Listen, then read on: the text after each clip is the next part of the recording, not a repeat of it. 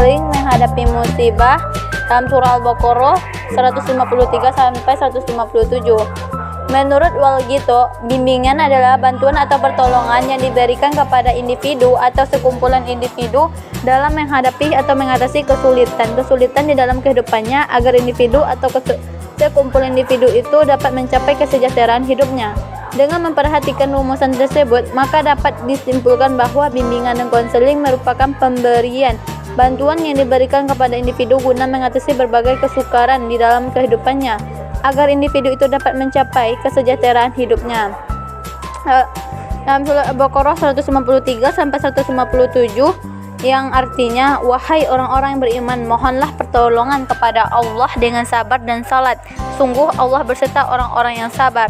Dan janganlah kamu mengatakan orang-orang yang terbunuh di jalan Allah mereka telah mati. Sebenarnya mereka hidup tetapi kamu tidak menyadarinya.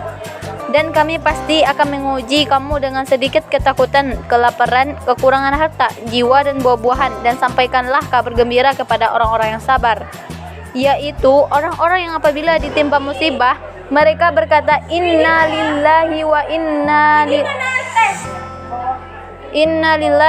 inna ilaihi rajiun.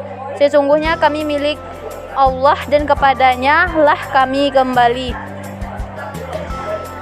Mereka itulah yang memperoleh ampunan dan rahmat dari Tuhannya, dan mereka itulah orang-orang yang mendapat petunjuk.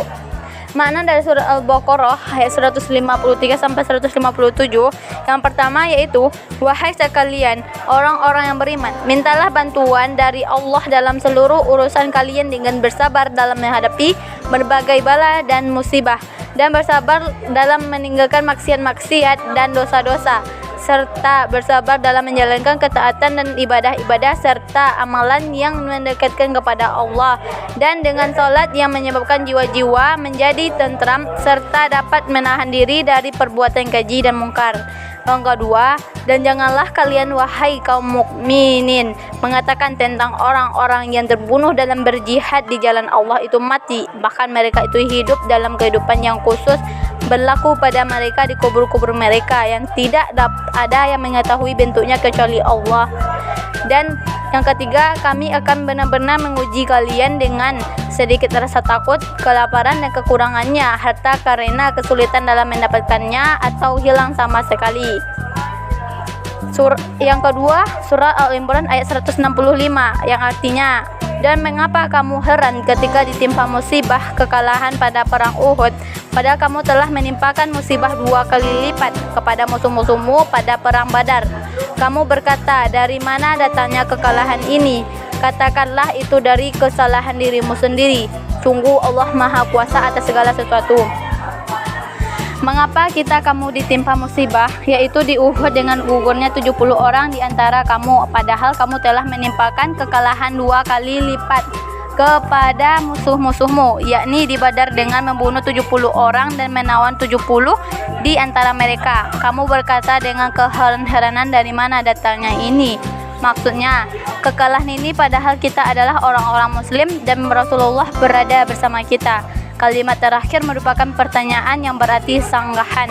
Katakanlah kepada mereka, itu dari dirimu sendiri karena kamu meninggalkan markas sehingga mengalami kegagalan. Sesungguhnya Allah Maha Kuasa atas segala sesuatu. Surah An-Nisa ayat 62-72 artinya, maka bagaimanakah halnya apabila mereka orang-orang munafik ditimpa sesuatu musibah disebabkan perbuatan tangan mereka sendiri.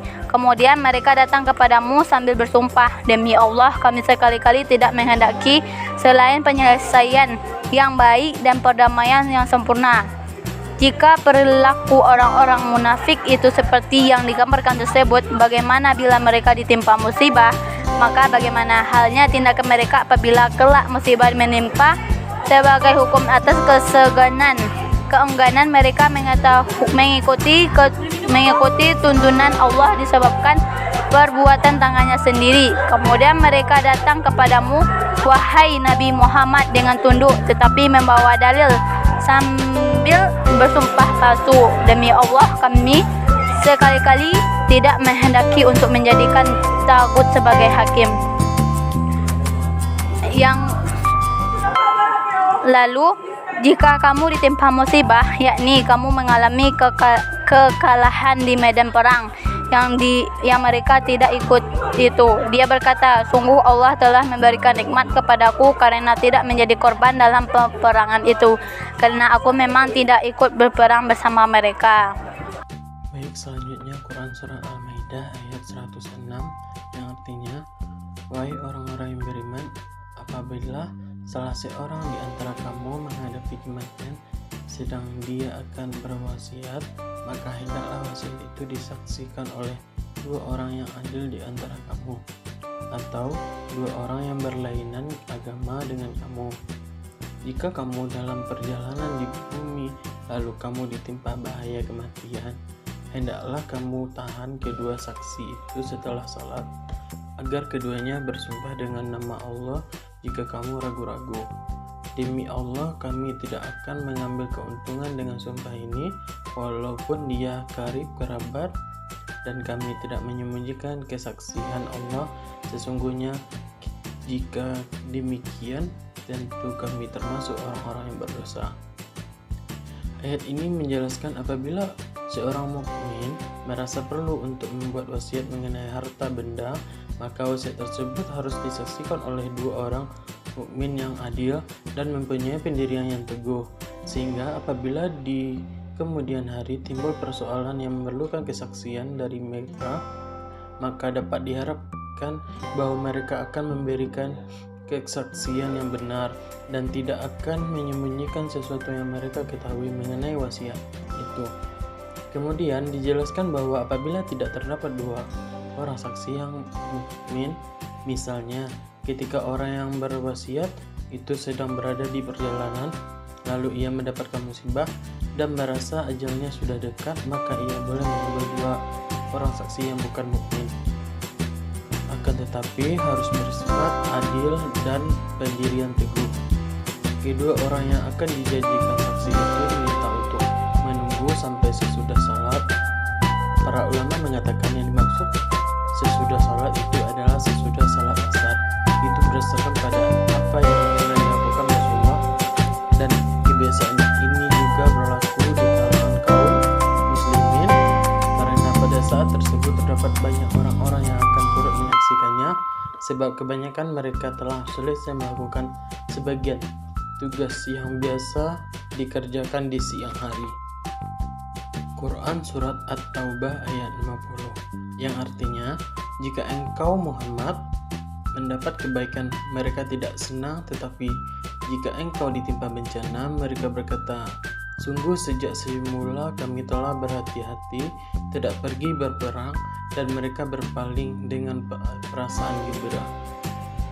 Sifat munafik ini lain adalah bahwa jika engkau wahai Nabi Muhammad mendapatkan kebaikan seperti kemenangan dalam peperangan, juga kebaikan-kebaikan yang lain mereka kaum munafikin tidak senang, tetapi jika engkau ditimpa bencana yakni kekalahan dalam peperangan, mereka berkata kepada engkau juga kepada kaum muslim yang lain, sungguh sejak semula kami telah mengetahui kamu akan mengalami kekalahan, karena itu kami mengambil sikap berhati-hati dan mempertimbangkan secara masak-masak, makanya kami putuskan untuk tidak ikut pergi berperang.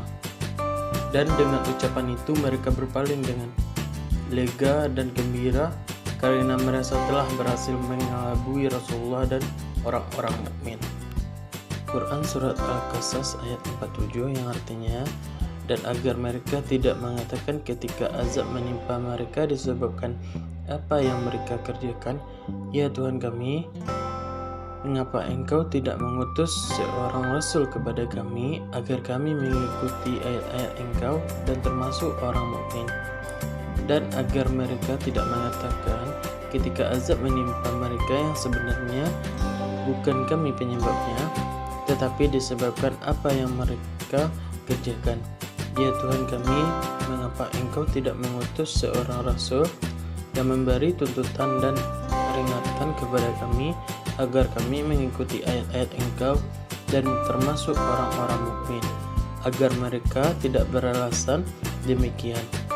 Kami utus engkau kepada mereka dan kepada alam semesta sebagai pembawa berita gembira dan peringatan dari Tuhan. Quran Surat Al-Asr ayat 30 yang artinya, dan musibah apapun yang menimpa kamu adalah disebabkan oleh perbuatan tanganmu sendiri, dan Allah memaafkan sebanyak dari kesalahan-kesalahanmu. Pada ayat yang lalu Allah telah menunjukkan beberapa kebaikan sebagai anugerah yang bersumber darinya. Pada ayat ini Allah menyatakan bahwa musibah yang kamu peroleh adalah akibat perbuatanmu sendiri. Allah berfirman, dan musibah apapun yang menimpa kamu kapan dan dimanapun adalah disebabkan oleh perbuatan tanganmu sendiri. Itu semua karena kecerobohan, kesalahan, dan kemaksiatan yang kamu lakukan sendiri. Dan walaupun begitu, Allah tetap memaafkan banyak dari kesalahan-kesalahanmu itu. Quran Surat Al-Hadid ayat 22 yang artinya, setiap bencana yang menimpa di bumi, yang menimpa dirimu sendiri, semuanya telah tertulis dalam kitab Lauh Mahfuz sebelum kami mewujudkannya. Sungguh yang demikian itu mudah jadi Allah. Usai menjelaskan karunia-Nya kepada orang memohon ampunan, Allah menerangkan bahwa semua yang terjadi di alam ini merupakan ketetapan Allah yang tertulis di Lauh Mahfuz. Setiap bencana yang menimpa di bumi seperti gempa, banjir, erupsi, dan lainnya, dan demikian pula bencana yang menimpa dirimu sendiri seperti sakit, kecelakaan, dan lainnya, semua telah tertulis dalam kitab yang disebut Lauh Mahfuz sebelum kami mewujudkannya. Sungguh yang demikian itu yaitu semua yang menjadi sangat mudah bagi Allah.